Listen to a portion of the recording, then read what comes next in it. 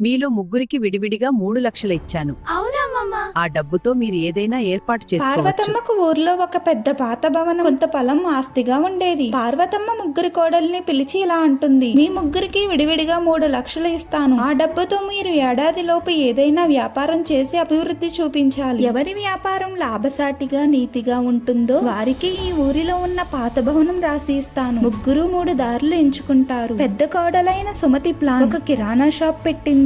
ఆమె ఆలోచన ఏంటంటే ఖర్చు తగ్గించి లాభం పెంచాలి. అందుకే ఆమె తక్కువ రకం సరుకులు తెచ్చి ఎక్కువ రేటుకు అమ్మడం స్టార్ట్ చేసింది. అలాగే కొలతల్లో కూడా మోసం చేసేది.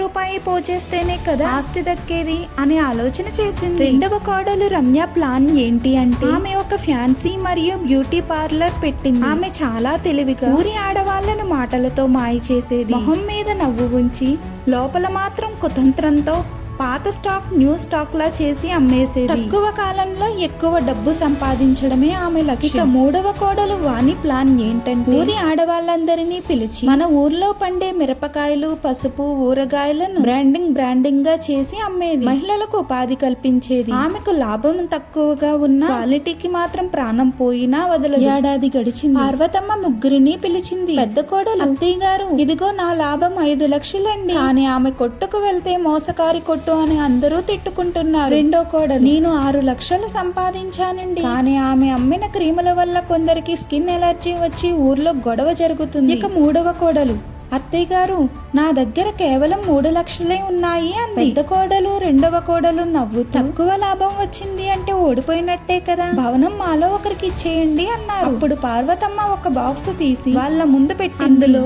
ఆ ఊరి పంచాయతీ నోటీసులు ఉన్నాయి. సుమతి, నువ్వు కొట్టు తోకల్లో మోసం చేస్తున్నావని నీ షాప్ కి సీల్ చేశారు. రమ్య, నువ్వు ఎక్స్పైరీ డేట్ అయిపోయిన క్రీమ్స్ అమ్మావని ఊరిలో వాళ్ళు కేసు పెట్టారు. మీరు తెచ్చిన లాభం అంతా ఇప్పుడు ఫైనల్ కట్టడానికే సరిపోతున్నాయి. తరువాత వాణి వైపు తిరిగి ఇలా అంటుంది: వాణి, నీకు లాభం తక్కువ వచ్చినా నీ క్వాలిటీ చూసి సిటీలోని ఒక పెద్ద సూపర్ మార్కెట్ తో ₹1 కోటి అగ్రిమెంట్ చేసుకుంది. ఇదిగో ఈ ఉత్తరం నిన్ననే వచ్చింది. నువ్వు కేవలం డబ్బు సంపాదించలేదు, ఊరి జనాల నమ్మకాన్ని, భవిష్యత్తును సంపాదించావు. క్లైమాక్స్: ఆ పాత భవనాన్ని వాణి పేరట రాస్తూ పార్వతమ్మ ఇలా అంటుంది: బిజినెస్ అంటే డబ్బులు నింపుకోవడం కాదు, నలుగురు కడుపు నింపుతూ నమ్మకాన్ని కాపాడుకోవడం. మిగిలిన ఇద్దరు తలదించుకుని మమ్మల్ని క్షమించండి అత్తయ్య గారు అన్నారు. వ్యాపారంలో తెలివి ఉండాలి కానీ కుతంత్రం ఉండకూడదని పార్వతమ్మ అంటుంది.